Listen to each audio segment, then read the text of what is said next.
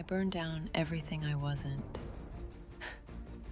And now, I'm building a stronger, more alive version of myself. Everything I was meant to become is what I'll build bit by bit. Hello, it's Casey from the Ashes. I think it's day 15 of my 2-month Love Myself challenge. And I'm doing my check-in. I'm at home again, parked by the garage. Because when I first started this, there was shade, and now the sun is moving over, so there's not any. But we're okay. We're okay.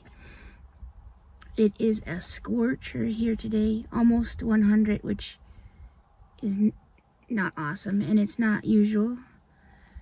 Luckily, my office is always usually freezing, so the difference is when I come out. This week I am driving during my lunchtime to get my sister she's teaching at a camp, so I pick her up on my lunch and bring her home. And that will be the rest of this week and next, and then she goes back to her own place in the city.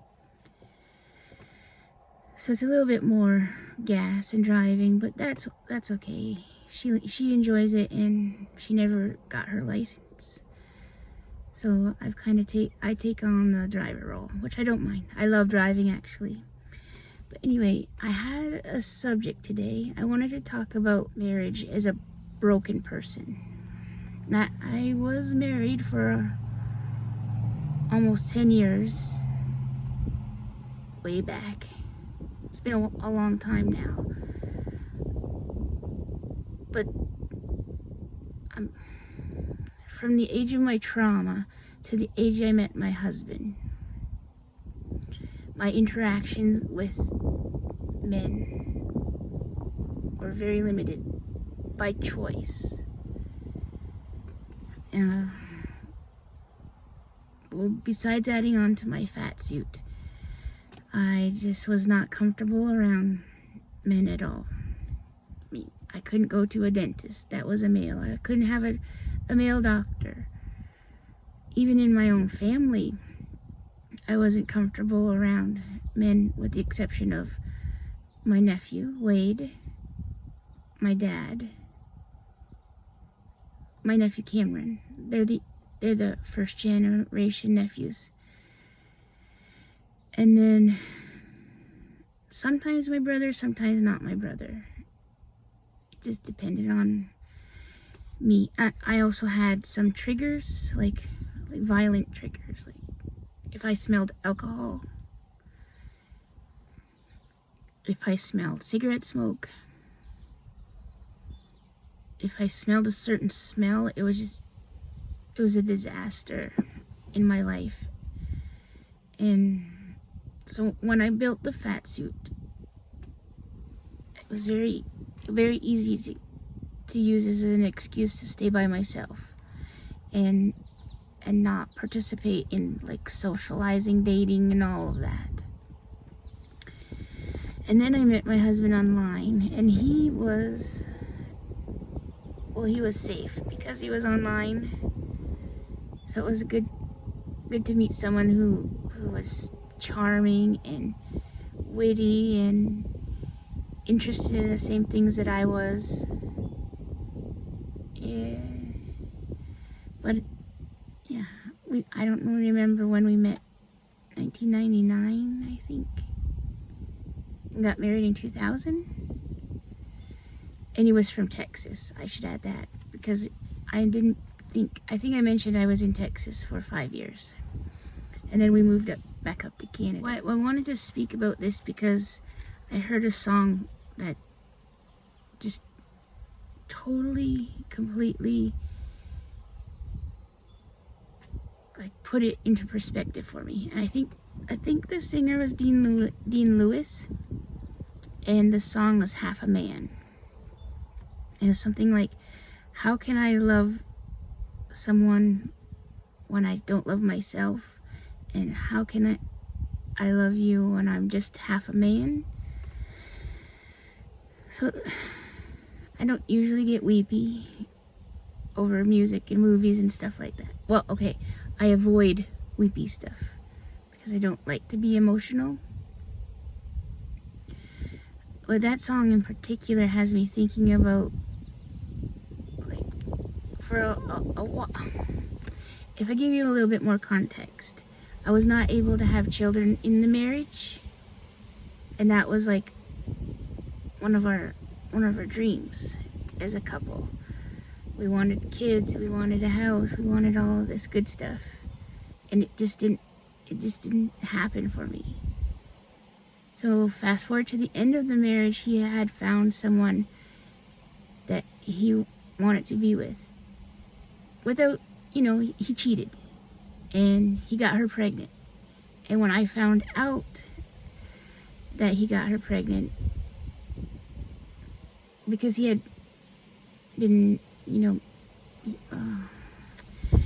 keeping us both. Like, he'd be telling me stuff about her. I'm sure he would not tell her that he was talking to me every day, calling me every day. Once I found out that she was pregnant, after years of not being to get pregnant, I lost it, like completely lost it. And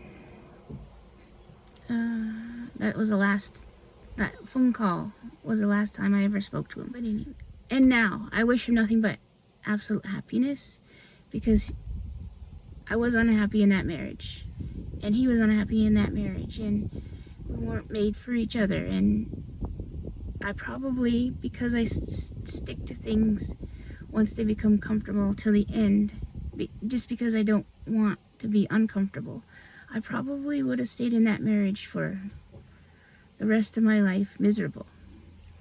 So I do have to thank him for having the courage to let go. The point was that in my healing, my therapy and my talking things out and journaling and all of that has helped tremendously heal my half a person. Like, I'm no longer broken. Will I ever try again? I don't think so. I don't. I always say it would be nice just to have someone to chat with, like a text friend, and maybe go to a concert or a movie, but no pressure, no strings. Maybe I am still broken after all. Maybe I'll put that on when I get back into counseling, because once I found this job, there was just no time to meet with anybody and be emotional. That's the only time I allowed counseling therapy was the only time I allowed myself to be really emotional outside of my bedroom. So maybe I'll look into it in the future when I'm done healing. But that was my greatest heartbreak, was never being able to have children. But I don't know. Maybe the Creator, whatever,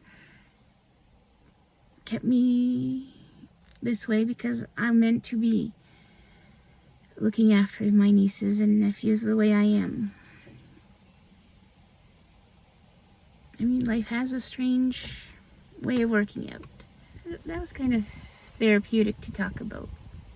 I never admit to anyone about how devastating not having kids was, and how devastating it was to find out that my husband got somebody pregnant while we were still together, and how even letting my husband into my world a bit, and I have to learn how to live here in the moment, in the presence, focus.